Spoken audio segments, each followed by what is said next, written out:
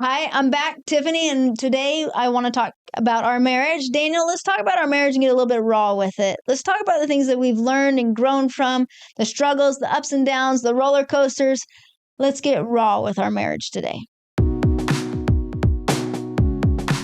We're two different people, and a lot of relationships, over 50%, get divorced today. You have to learn how to perceive the person in a good light. Someone always told me when you are dating, you open your eyes 100%. Like you look at everything. But when you get married, close them halfway. And the reason why I say this, and it's funny, but I think it's true. Because we all have our crazy things that annoy each other probably. What I'm trying to say is I think it's very important in a relationship to say, okay, we are two different people. It's okay that we do things differently. And I think it's okay for people to disagree. How do you feel like our relationship has grown through struggle and ups and downs, and to realize that we're not the same? And as we grow, a lot of times people grow apart and we work to grow together, but even though we are still growing and changing, because as you change, you change and I change. We're 40 now, or you're almost 40, I'm 40. But we're changing on a daily basis because we have new goals.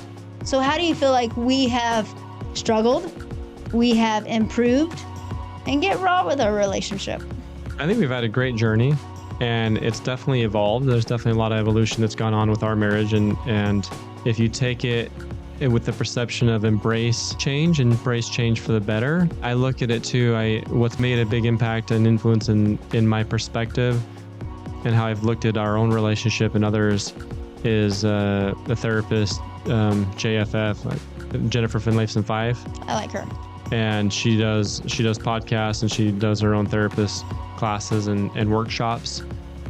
And she talks about making room for two, and having integrity for yourself. You brought up another coach. He talked about nobody should know you better than you. Know yourself. And JFF talks about making room for two and bringing your best to the marriage and bring to the relationship. I think our relationship has evolved where there's just little things you can choose to have it bother you, or you can choose to be like, hey, it's no big deal. Like, is it going to impact your values or what you believe that much or not, right? Like when it comes down to leaving the toothpaste out or leaving out makeup or leaving a mess. Yeah, we've had struggles in the sense of, I remember one of the bigger struggles when our kids were smaller is the schedule for the kids. And you were very strict on, hey, they need to go to bed at 7 or they need to go to bed at 6:30 or 7. And so if we're out spending time with family or friends, at first I wasn't accustomed to that approach of like, whoa, we actually have to get up and leave right now? Like it's 6 o'clock. Are you kidding me? Like we can't live like what's going on? And that took some push and shove and took some coming together on compromise and things, but that's okay. We work out things, we work out differences, and I think it's important to remember that we're on the same team. We don't need to keep score against each other and keep score for each other together, that we're a team together. We're, united. I'm seeing you grow, separately in the sense of you want to learn and grow. You're starting to do more education for yourself as far as reading books, reading a lot more material, and that's great. And I can only applaud that, right? And it's great it inspires me to want to do better as well and learn new things as well. I think it's also critical for any marriage to go on a regular date. Like we go on weekly dates. And I know that there's a period in our own marriage where we may have struggled more than we did at other times. And we came back and made a refreshed commitment to go on a regular date, weekly date. It made all the difference in the world, because then we can come back and do sit 100%. Down and just look at each other face to face and say what's working, what's not working, what are we struggling with, what are we going through that I can remember help. When we were early on in business, someone looked at me and said, how do y'all work together and parent together? We still get that all the time. We just went to the conferences and they're like, how do you guys work together? I can never work with it. But people say that all the time. 100%. And I think that's probably why we have to focus so much on our dates and our getaways. And people might say, and I've had people say, you spend money on vacations like no other. I said, there's a reason. It's better therapy.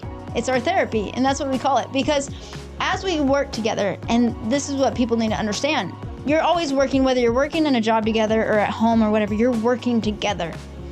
And as we come to business, you and I do not see eye to eye on business a lot of times. Meaning we've had to bring in a leadership team to make sure that the dynamic changes and it's not just you and I against each other.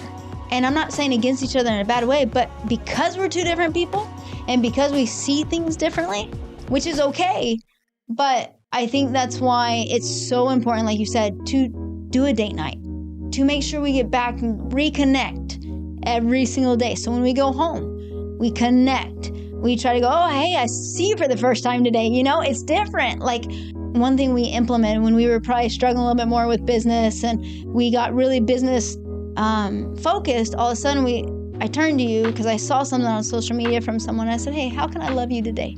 And we started doing that with each other a little bit and it helped a lot. And one of the things you told me, you said, when I come in the house, turn to me and just give me a hug. Give me a kiss. I know you're busy, you're working or whatever, but just turn to me and give me a hug and a kiss. And I've tried to implement that to show you that you're important because my personality is if I'm entrenched, I'm wholeheartedly entrenched, meaning I'll forget anybody around me pretty much because I'm focused and I'm a focused person. And you can stop and jump a lot easier than I can. And those are two different personalities that are wholeheartedly different and sometimes can clash. But I think what you said and what you have been intricate in our relationship is to make sure we go on dates and to make sure we reconnect. The benefits of it, I think the way that we've had success in staying, married and working together for we've been doing Rosenbaum Realty Group and our property management division. We've been doing it full time since 2010. We're in 2020. We're at the end of 2023 right now. Okay. Right at the end of October. One of the things that's made it successful for me is delegating and figuring out each other's roles in the business and otherwise too, and this has taken years of evolving into, but for example, when we made the distinction of, okay, you're going to handle certain things in the business and I'm going to handle all others. And you'll give me gentle reminders if I do come in your lane. You're like, that's I'm gonna get out of my lane. Like I'm dealing with it. Yeah, that's one thing that we've had to work on because it's been a work in process. Jump in my lane, and it's like, okay, you gotta go. I'm the designated broker, and so if it comes to a threshold, or if it's escalated to a legal problem or an issue, then I'm more involved with operations. And the point is, it takes a lot of trust and a lot of confidence in your partner to say you're handling that, like you're doing it. And then you just stay out of the lane. So it's a matter of drawing those boundaries, saying defining each other's roles and what expectations. And whether you work together or not, like if you don't work with your spouse, it's a similar process of, one spouse might be taking care of the home or taking care of the family more. And then you're trusting that person with those roles and the other person's being more, responsible for providing, right? There's just different roles. My point is, if you have a solid expectation of what each other is handling, you'll reduce friction, you'll reduce tension of, hey, who's doing what and how is this going to work out? So that's successful. That's what's important is expectations. Defining them, talk about them, figuring each other's expectations out because each person visualizes something differently. And if you talk those visualizations out, it helps with the expectations and it helps understanding the other person even more. And I think that's what's key is talking it out, discussing it, making sure, because English is English. You can say the exact same thing, but you're understanding it different than what I'm understanding it. And it's important that you reiterate and you talk it out in a way where you each understand it. So you're on the same page.